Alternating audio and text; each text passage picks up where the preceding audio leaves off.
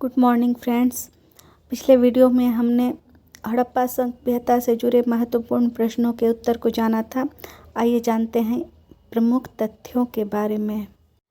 इस वीडियो में मैं सिंधु सभ्यता से जुड़ी प्रमुख बिंदुओं को लेकर आई हूँ जो डीप जानकारी बढ़ाने में मदद करेगी। डीप नॉलेज हड़प्पा संस्कृति की हमें मिलेगी। आइए स्टार्ट करते हैं। सिंधु घाटी की सभ्यता भारत की सबसे प्राचीन सभ्यता है। इस सभ्यता की सबसे पहली जानकारी हड़प्पा नगर होने के कारण इसे हड़प्पा सभ्यता भी कहा जाता है। इस सभ्यता से जुड़ी 1400 बस्तियां खोजी जा चुकी हैं,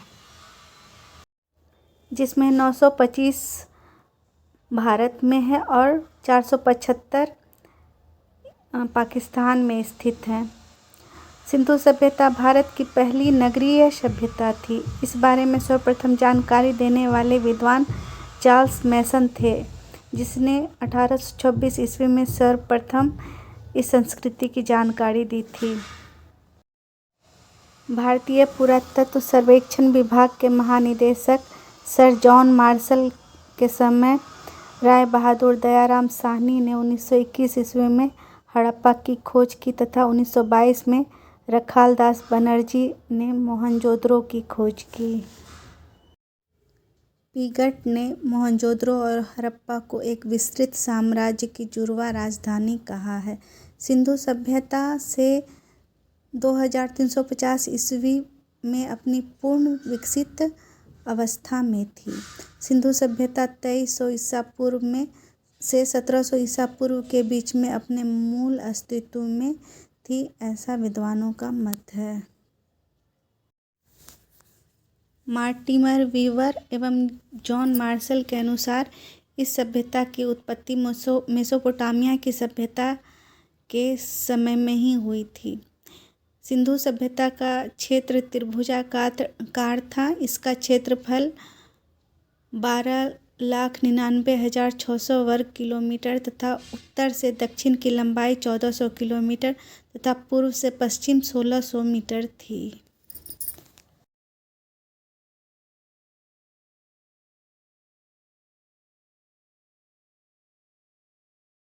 सिंधु सभ्यता उत्तर में मांडा, दक्षिण में दायमाबाद, पूर्व में आलमगीरपुर तथा पश्चिम में मकरान समुद्र तट जो बलूचिस्तान में है और सुतकागेडोर तक फैली थी।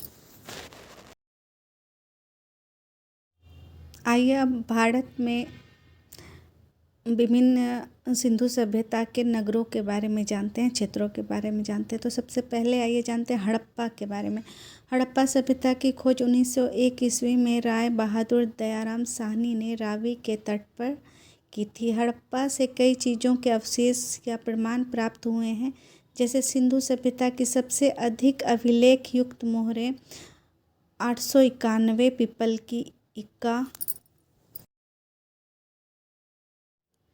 गाड़ी, स्त्री के गर्भ से निकला पौधा, समाधान के गड्ढों में ईंट लगाने के प्रमाण, कांसे का दर्पण, सुरमा लगाने की सिलाई, कर्मचारियों के आवास, 16 भट्टियाँ, 6 अन्नागार के 2 समूह, लाल पत्थर से बनी पुरुष के निर्वस्त्र धड़ की आकृति, R37 कब्रिस्तान और मातृदेवी की मूर्ति, लकड़ी का ताबूत, फसल काटने का खलिहान, तंबा गलाने का पात्र इत्यादि हड़प्पा सभ्यता से प्राप्त हुई थी, हड़प्पा क्षेत्र से प्राप्त हुई थी। अब आइए जानते हैं मोहनजोदड़ो सभ्यता के बारे में। मोहनजोदड़ो सभ्यता का उत्खनन 1922 ईस्वी में रखालदास बनर्जी ने सिंधु के तट पर किया था, जो पाकिस्तान प्रांत में लड़काना जिले में है। मोहनजोदड़ो का अर्थ मृतकों का टीला होता है। मोहनजोदड़ो से कई चीज़ों के प्रमाण मिले हैं, जैसे विशाल स्नानागार जिसकी खोज जॉन मार्शल ने की थी। इसे कॉलेजिस्ट बिल्डिंग का नाम दिया गया है।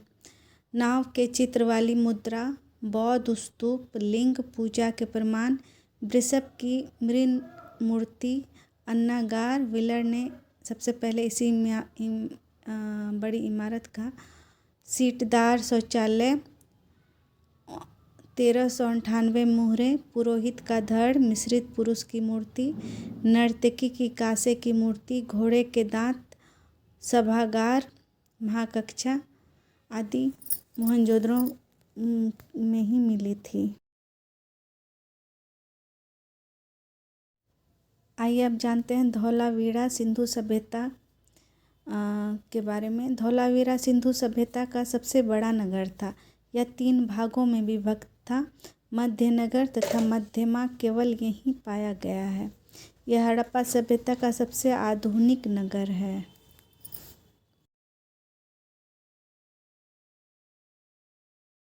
आइए अब जानते हैं कालीबंगा सभ्यता के बारे में।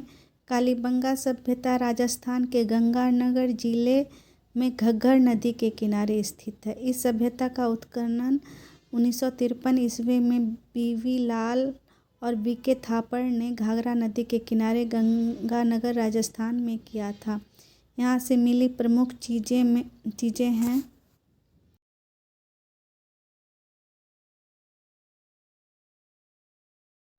कांच एवं मिट्टी की चूड़ियाँ, कच्ची ईंटों के बने 7 अग्निकुंड, जुते हुए खेत के साच, तांबा गलाने की तकनीक, प्राचीर युक्त नगर, नक्काशीदार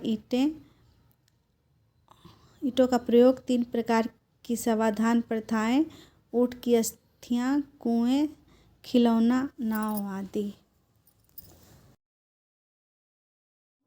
आइए अब जानते हैं सुरकोटदा सभ्यता के बारे में। यह गुजरात के कच्छ में स्थित सभ्यता थी। इस सभ्यता का उत्खनन 1972 ईस्वी में यज्ञदत्त शर्मा ने कराई थी।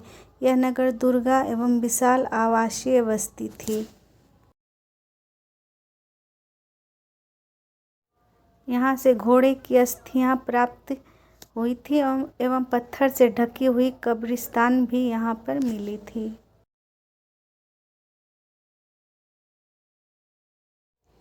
आइए अब जानते हैं चहुंदड़ो सभ्यता के बारे में। इस सभ्यता का उत्खनन 1931 ईस्वी में गोपाल मंजूमदार ने सिंधु के नदी के तट पर पाकिस्तान में कराया था। यहाँ से लिखने की चौकियाँ एवं मसीपत्र, दवात, सील या मुद्राओं के निर्माण के कारखाने, मनक्का बनाने के कारखाने, ईंटों से बनी भट्टियाँ आदि मिली थीं। अगली सभ्यता वर्णवाली सभ्यता है। इस सभ्यता का उत्खनन 1973-74 ईस्वी में रविंद्र सिंह बिष्ट ने घाघरा नदी, हिसार, हरियाणा में कराया था। वनवाली हरियाणा के हिसार जिले में घाघरा के किनारे स्थित है। यहाँ से ही मिट्टी के हल पाए गए हैं।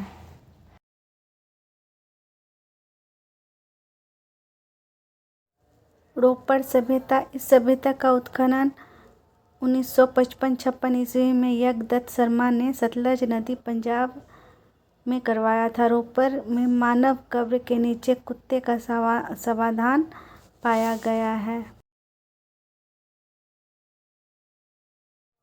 आइए अब जानते हैं सिंधु सभ्यता की सामाजिक, सांस्कृतिक एवं राजनीतिक व्यवस्था के बारे में।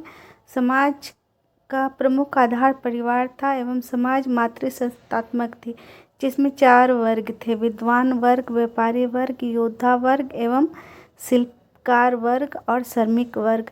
पासा इस युग का प्रमुख खेल था। माप तौल के लिए घनाकार बांटों का प्रयोग किया जाता था। ये दशमलव पद्धति से परिचित थे। हड़प्पा सभ्यता मुख्यतः कांस्य युगीन सभ्यता थी, लेकिन तांबे के प्रयोग से परिचित थे। सिंधु सभ्यता में व्यापार काफ़ी विकसित था। आंतरिक एवं बाह्य दोनों स्तरों पर व्यापार किया जाता था। हड़प्पा एवं मोहनजोदड़ो प्रमुख व्यापारिक केंद्र था।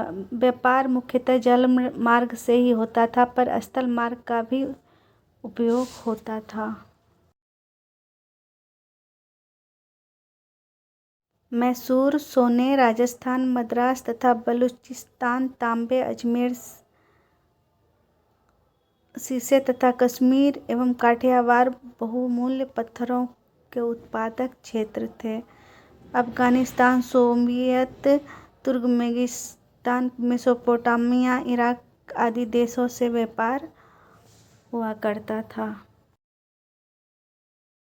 मेसोपोटामिया अभिलेख में प्रयोग किया गया मेलूहा नामक स्थान का संबंध सिंधु क्षेत्र से स्थापित किया गया है। कला एवं स्थापत्य कला की दृष्टि से सिंधु सभ्यता काफ़ी विकसित थी। हड़प्पा सभ्यता में मूर्तिकला, चित्रकला, वास्तुकला, उत्कीर्णन कला, मृद्घाट कला आदि काफ़ी विकसित अवस्था में थी।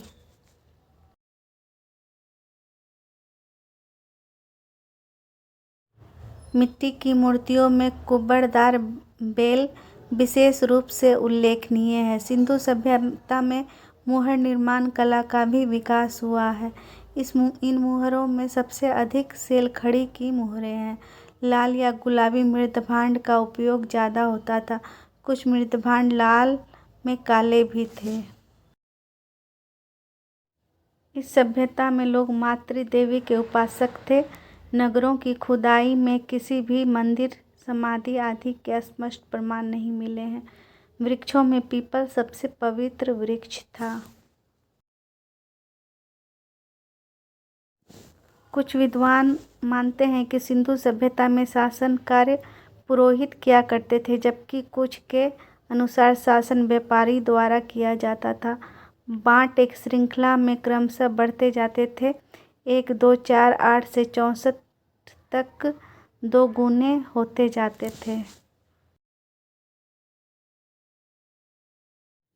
इस सभ्यता से जुड़ी अभी तक 400 अक्षरों की खोज की जा चुकी है, लेकिन उन्हें पढ़ा नहीं जा सका है। सिंधु सभ्यता की लिपि भाव चित्रात्मक थी। कालीबंगा से 1 और लोथल से 3 युगल सावधान के प्रमाण मिले हैं। सिंधु सभ्यता के नगरों एवं पश्चिम मध्य एशिया के देशों के साथ घनिष्ठ व्यापारिक संबंध थे। ईरान, मिस्र, उत्तरी पूर्वी अफगानिस्तान, मध्य एशिया, बहरीन द्वीप, मेसोपोटामिया, क्रीट आदि देशों के साथ व्यापार किया जाता था। सिंधु सभ्यता के पतन के लिए कई कारण बताए जाते हैं, लेकिन जलवायु परिवर्तन इसका प्रमुख कारण है। ऐसा ज़्यादातर विद्वानों ने माना है। कुछ विद्वानों ने मलेरिया आदि का भी जिक्र किया है। उम्मीद है आपको यह वीडियो अच्छी लगी होगी। अगर अच्छी लगी हो तो लाइक, सब्सक्राइब ज़रूर करें। मेरे चैनल को सपोर्ट करें। धन्यवाद।